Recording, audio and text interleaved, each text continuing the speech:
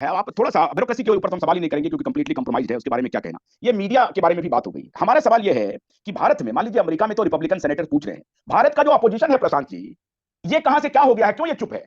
या आप सोच रहे हैं कि प्रोपेगेंडा का हिस्सा हो गया है? डर गया है ये भी? इसको भी किसी डॉक्टर ने कह हाँ, दिया। ये भी प्रोपेगेंडा का हिस्सा हो गया है, प्रोपेगेंडा से बह गया है। और इनकी हिम्मत नहीं है कि जो डोमिनेंट नैरेटिव है, जिस तरह का प्रोपेगेंडा चला है, उसके खिलाफ बोल सके। अनफॉर्चुनेटली इतनी हिम्मत नहीं है। दोनों ही चीजें हैं, प्रोपेगेंडा में बह गए हैं, और जो लोग नहीं भी बहे हैं उनकी इतनी हिम्मत नहीं है कि इस पूरे जो डोमिनेंट नैरेटिव या प्रोपेगेंडा के खिलाफ बोल सके। हमारे ही कितने सारे दोस्तों ने मुझसे ये बात बोली कि भाई तुम ऐसा क्यों कह रहे हो, वैक्सीन को क्यों सवाल उठा रहे हो, मास्क पर क्यों सवाल उठा रहे हो, वगैरह वगैरह। क्योंकि वो भी प्रोपेगेंडा से इतना इतना बह गए हैं प्रोपेगेंडा में। और उसमें से भी हम जानते हैं कि कुछ लोग समझते हैं हमारे दोस्तों में भी, लेकिन उनकी हिम्मत नहीं है ये बात कहने की अगेंस्ट द डोमिनेंट नैरेटिव। और उनके दोस्त लोग जो कह रहे हैं उनके खिलाफ बोलने की उनकी हिम्मत नहीं है।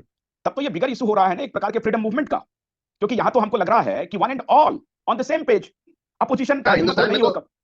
हिंदुस्तान में तो करीब करीब यही हालात है। बहुत कम लोग हैं जो इस पूरे डोमिनेंट नैरेटिव पर सवाल उठा रहे हैं, बहुत कम लोग हैं। अमेरिका और यूरोप में तो बहुत लोग हैं जो कि अब उठा रहे हैं, बड़े बड़े पब्लिक डेमोन्स्ट्रेशन भी हो रहे हैं इसके खिलाफ। लेकिन हिंदुस्तान में अभी बहुत कम लोग हैं, क्योंकि इसकी पब्लिक अवेयरनेस भी बहुत कम है, और हिम्मत भी लोगों की कम हो गई है। ये एक बहुत बड़ी प्रॉब्लम है। ये माननीय अरविंद केजरीवाल तो हद ही कर दिया। वो तो एक समय चले गए थे कि फाइजर को ले आते हैं, और वो ये वही फाइजर है जिसने नाइजीरिया को कहा कि भैया अपना सब कुछ पहले मॉर्गेज करो। ब्राजील के साथ उन्होंने क्या क्या लगाया। ये तो अजीब तरह की बात करने वाले हैं ये अरविंद केजरीवाल जी, कि फाइजर को बोल रहे थे कि देखिए, उनको भी ले अरविंद को आइए। तो मैं अच्छी तरह से जानता हूँ, और उसके बारे में क्या कहूँ, मतलब वो कुछ तो कहिए सर, उसमें दर्शक आज सुनना कोई चाहते हैं। बड़ी संख्या में दर्शक जुड़ रहे हैं यूट्यूब पे। वो सवाल पूछ रहे हैं कि उनके बारे में पूछिए कि वो जो rule of the game, politics का rule of the game change करने के लिए आए थे, what he is doing right now. नहीं, वो तो एकदम एक नीच तरह के पॉलिटिशियन बन गए हैं, जो कि बस सत्ता में रहना चाहते हैं, अपनी सत्ता बढ़ाना चाहते हैं। उसके लिए जो भी करना हो, उनकी कोई आइडियोलॉजी नहीं है, कोई मॉरल प्रिंसिपल्स नहीं है, कोई एथिकल स्टैंडर्ड्स नहीं है। जो उनको लगता है कि जिससे उनकी सत्ता बढ़ेगी या उनकी पावर बढ़ेगी, वो करते हैं। ये हमने बार बार बहुत सारी जगह ये बात देख ली है। सो ये तो उनके बारे में और कोई डिस्कस करने से कोई फायदा नहीं है, बिकॉज ये बात मैंने अच्छी तरह से समझ ली थी, तभी मैंने अ, उनको अपोज करना शुरू किया था।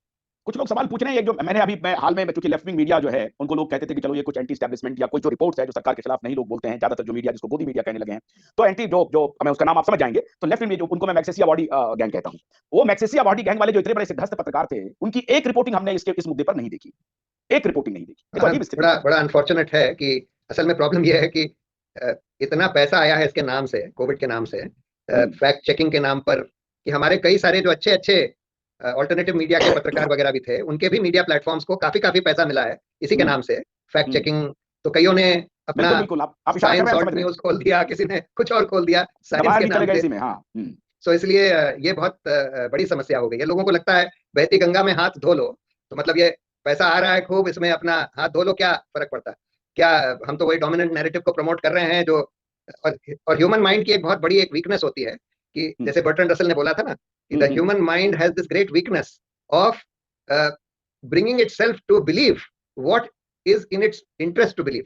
तो हम्म, बड़े आसानी से हम वो बात को मान लेते हैं, कबूल कर लेते हैं जो हमारे इंटरेस्ट में दिखती है। अगर हमको 10 करोड़ रुपया मिल रहा है बिल हम्म, गेट्स फाउंडेशन से या गूगल से या फेसबुक से, कि भैया तुम इसकी हम्म। फैक्ट चेकिंग करके, तो हमको लगता है कि ठीक है, हमको यही तो करना है, यही डोमिनेंट नैरेटिव यही है। हमको डोमिनेंट नैरेटिव को प्रमोट करना है और अल्टरनेटिव वॉइसेस को सप्रेस करना है, उसको फेक न्यूज कह देना है। तो वो लोग करने लगते हैं। एक दर्शक सवाल कर रहे हैं कि अनवैक्सीनेटेड पीपल का मूवमेंट इस देश में जरूरी है। आपका क्या ओपिनियन है?